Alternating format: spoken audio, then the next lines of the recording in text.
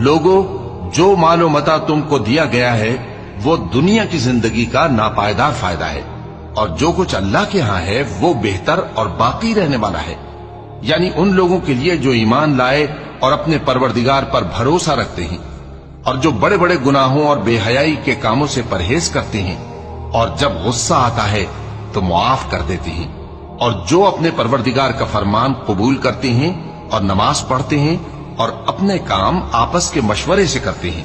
और जो माल हमने उनको अता फरमाया है उसमें से खर्च करती हैं, और जो ऐसे हैं कि जब उन पर जुल्म ज्यादती हो तो मुनासिब तरीके से बदला भी लेती हैं,